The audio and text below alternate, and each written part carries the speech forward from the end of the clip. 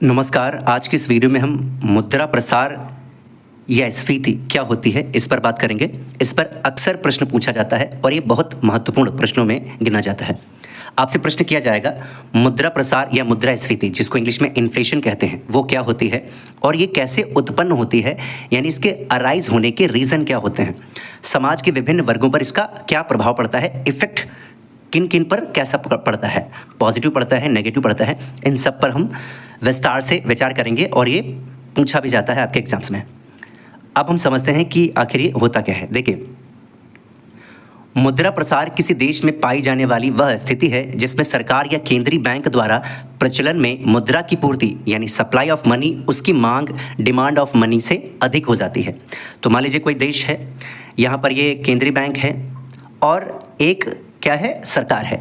ये क्या करते हैं, दोनों लोग मिल करके मुद्रा जो है रुपीज़ या मनी है उसकी मात्रा बढ़ा देते हैं, जिससे होता क्या है, वहाँ पर मुद्रा स्फीति की स्थिति उत्पन्न हो जाती है। ऐसा क्यों होता है? क्योंकि बहुत सारा पैसा तो होता है लेकिन उसकी मांग तो उतनी है ही नहीं। इस वजह से क्या होती है, वस्तुओं की कीमतें बढ़ने लगती हैं और महंगाई आ जाती है। इतनी बात समझ में आ गई। अगला पढ़ते हैं। अर्थात जब बहुत अधिक मात्रा में नोट छाप दिए जाते हैं लेकिन देश में उनकी मांग डिमांड अपेक्षाकृत कम होती है, तो ऐसी स्थितियों में होता क्या है, वस्तुओं के दामों में वृद्धि हो जाती है और मुद्रा की क्रय शक्ति जो होती है, आप जानते हैं हमारे पास जो पैसा धन होता है, मुद्रा होती है, उसकी क्रय शक्ति होती है जिसके बल पर हम कुछ खरीदते हैं। जैसे 5 रुपए का नोट है आपके पास और आप उससे एक पेन खरीदते हैं, तो पेन की कीमत कितनी थी, 5 रुपये। तो यानी 5 रुपये में परचेजिंग पावर इतनी है कि वो एक 5 रुपये का पेन खरीद सकता है। तो परचेजिंग पावर जो होती है उसी अनुपात में क्या हो जाती है, वो कम हो जाती है। इसी स्थिति को मुद्रा प्रसार या फिर इन्फ्लेशन कहा जाता है। ये बहुत पहले का नोट है हमारा, उसी नोट से मैंने आपको यहाँ पर शेयर किया है कि ये इन्फ्लेशन होता क्या है। देखिए, पूर्ण रोजगार के अतिरिक्त मुद्रा स्फीति पर नियंत्रण या मूल्य स्थिरता भी समष्टि अर्थशास्त्र का प्रमुख उद्देश्य है। क्राउथर ने कहा था, मुद्रा स्फीति एक ऐसी स्थिति है जिसमें मुद्रा का मूल्य गिर रहा होता है, अर्थात कीमतें बढ़ रही होती हैं। तो मुद्रा का मूल्य गिर रहा है, ठीक है, जो आपके पास रुपए है, इसकी वैल्यू गिर रही है। इस वैल्यू का गिर रही का मतलब ये है कि जो वस्तुएं हैं आपकी, ठीक है, जो वस्तुएं हैं इनकी प्राइस क्या हो रहे हैं, बढ़ रहे हैं। आगे कहते हैं मिल्टन फ्रीडमैन, मुद्रास्फीति मूल्यों में एक निश्चित तथा लगातार होने वाली वृद्धि है। सीधी बात है, कल को आपको जो 5 रुपए का बिस्किट मिल रहा था, ठीक है, उसमें वो इतने साइज़ का मिल रहा था, बट अब वो छोटा हो गया, तो इसको भी मुद्रास्फीति बोलते हैं क्योंकि उसने साइज़ छोटा कर दिया, यानी क्वांटिटी कम कर दिया है। इसको हिडन इन्फ्लेशन बोला जाता है। और अगर मान लीजिए कोई भी बिस्किट 5 रुपए का मिल रहा था और उसी साइज़ का बिस्किट 6 रुपए का मिलने लगा, तो ये भी कहेंगे कि ये इन्फ्लेशन हो गई है, मुद्रास्फीति हो गई है, ठीक है। अगला देखते हैं मुद्रा प्रसार के कारण, यानी मुद्रास्फीति कैसे उत्पन्न होती है। कॉजेज ऑफ इन्फ्लेशन, यानी हाउ डज इन्फ्लेशन अराइज। देखिए, इसके हम 2 रीज़न ले सकते हैं। पहला, मौद्रिक आय में वृद्धि यानी इंक्रीज इन मनी इनकम, और दूसरा उत्पादन में कमी। उत्पादन में कमी का मतलब यहाँ पर है वस्तुओं में कमी या फिर उत्पादन में कमी, लो प्रोडक्शन, ठीक है। तो सबसे पहले देखिए, सबसे पहला जो है मौद्रिक आय में वृद्धि यानी इंक्रीज इन मनी इनकम।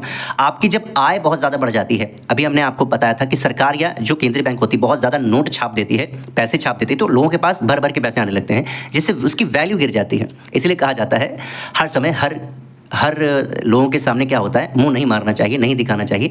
कभी कभी घर में अकेले शांत बैठना चाहिए, बहुत कम मिलना चाहिए। यही रीज़न है। कुछ अगर बातें छोड़ दो तो जैसे दोस्त से मिलना हो गया या घर परिवार में, यहाँ पर नहीं देखते हैं। बाकी क्योंकि कई जगह ये रूल अप्लाई होता है, वो आपकी इज्जत करना बंद कर देते हैं।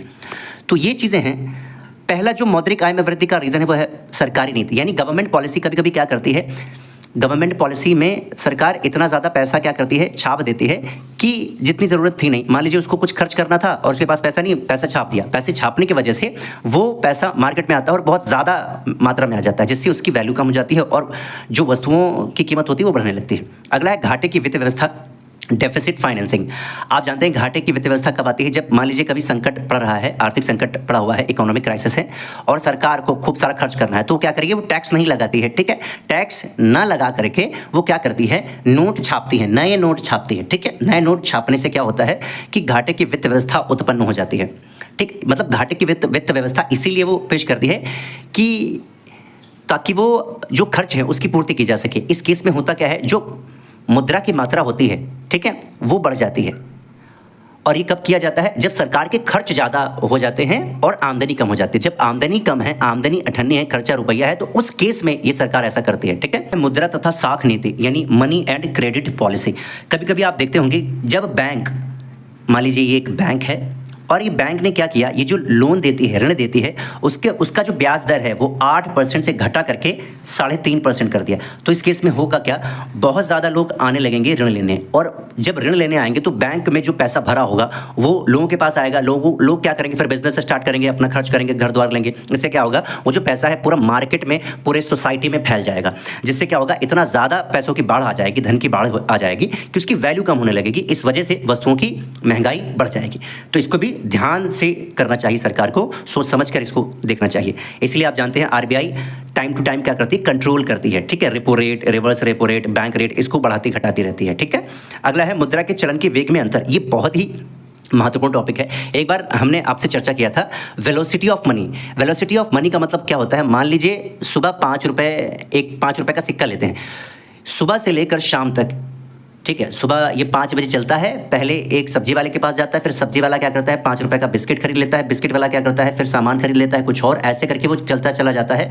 और रात तक आते आते ये क्या करता है, इतनी बार चल चुका है, 1 2 3 4 5। तो आप सोचेंगे 5 रुपये की वैल्यू 5 हुई, लेकिन 5 नहीं हुई, 5 का 5, 5 दूनी 10, 5 तिहाई 15, 5 को 20, 25, यानी 25 रुपीज़, यानी 5 रुपये का जो सिक्का है वो 25 रुपये के बराबर काम कर गया है। ठीक है। 25 रुपये के बराबर काम कर दिया है। इसी को वेलोसिटी ऑफ मनी बोला जाता है। ठीक है।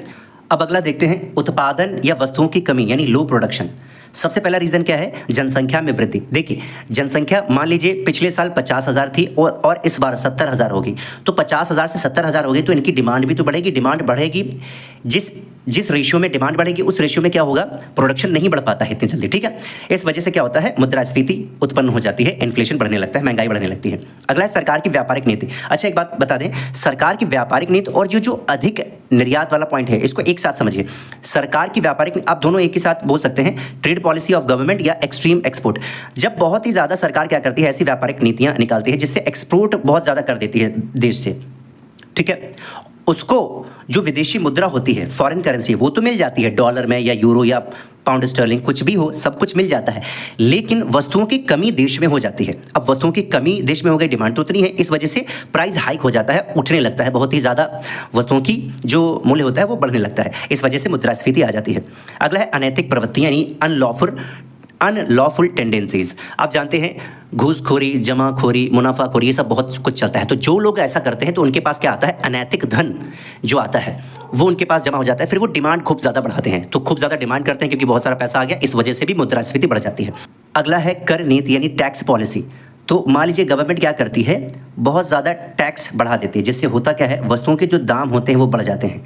इससे होता क्या है, लोग इनकी डिमांड करना बंद कर देते हैं और इस प्रकार से जो वस्तु होता है वो, उसका जो प्रोडक्शन होता है वो बहुत ही कम हो जाता है, और जब बहुत ही कम हो जाता है तो वस्तुओं की कमी होने लगती है। वस्तुओं की कमी से क्या होता है, मुद्रा प्रसार होने लगता है।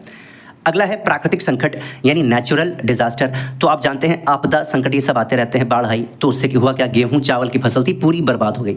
अब उन्हीं गेहूं चावल से आगे मैदा बनेगा, आटा बनता है, रोटी बनती है, चावल खाते हैं, होटलों में ले जाते हैं, वो सब नहीं हो पाएगा, तो वस्तुओं की कमी हो जाएगी। वस्तुओं की कमी से होगा क्या, उसकी डिमांड तो उतनी है, वस्तुओं की कमी हो जाएगी, जिससे क्या होगा, उसका प्राइस हाइक हो जाएगा, ऊपर उठ जाएगा, इस वजह से क्या होगा, महंगाई बढ़ जाएगी। तो ये बहुत सारे रीज़न हैं जिन्हें हमको समझना होगा।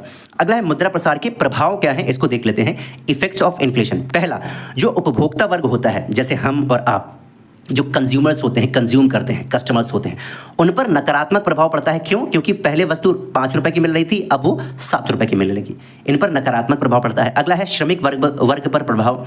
तो इन पर 2 तरह से प्रभाव पड़ता है। पहला नकारात्मक, क्यों? क्योंकि नकारात्मक इस वजह से पड़ता है क्योंकि इनकी आय तो कम होती है, इतना ज़्यादा वो पे नहीं कर पाते हैं, तो इतनी जल्दी जब पे नहीं कर पाते हैं तो पैसा इनको ज़्यादा चुकाना पड़ता है। दूसरी ओर सकारात्मक प्रभाव इस वजह से पड़ता है क्योंकि जब महंगाई बढ़ती है तो आप जानते हैं कि रोजगार जो होता है वो बढ़ता है, यानी बेरोजगारी में कमी आती है। इस प्रकार से जो रोजगार होता है उस पर भी सकारात्मक प्रभाव पड़ता है, जिसकी वजह से श्रमिक वर्ग पर भी सकारात्मक प्रभाव पड़ता है और उनको रोजगार मिलता है। ठीक है। अगला है व्यापारी वर्ग पर प्रभाव। इन पर भी सकारात्मक प्रभाव पड़ता है क्योंकि पहले वो 5 रुपए का बेच रहे थे, अब वो 10 रुपए का बेचेंगे या 7 रुपए का बेचेंगे, तो इससे क्या होगा, इनको अधिक मात्रा में धन मिलेगा। वो जो इन्फ्लेशन है उसको एडजस्ट करने के बाद भी उनको अधिक मात्रा में धन मिलता है। ठीक है, अगला है निश्चित आय वाले व्यक्तियों पर प्रभाव। तो भैया इन पर अत्यधिक नकारात्मक प्रभाव पड़ता है, क्योंकि इनकी जो आय होती मान लीजिए 10,000 है और हर साल बढ़ केवल रही है 2,000 और इन्फ्लेशन उससे ज़्यादा बढ़ा जा रहा है, तो इनको बहुत ही कठिनाई होती है। बस सरकार को इन पर ध्यान देने की ज़रूरत है बहुत ज़्यादा मात्रा में। ठीक है, क्योंकि इनको सबसे ज़्यादा समस्या होती है, इनकी आय इतनी जल्दी बढ़ती नहीं है। रोजगार पर प्रभाव आप जानते हैं सकारात्मक, अभी बता चुके हैं हम। ऋणी पर प्रभाव क्या पड़ता है? इस पर सकारात्मक प्रभाव पड़ता है। क्यों? क्योंकि जो मूल्य की जो पहले लिया होता है, मान लीजिए 5 रुपये उसने लोन लिया था तो वैल्यू तब ज़्यादा थी, लेकिन इसकी वैल्यू घट चुकी है। ठीक है, तो इस वजह से इन पर सकारात्मक प्रभाव पड़ता है। और जो ऋणदाता होता है, अच्छा ऋणी को क्या बोलते हैं?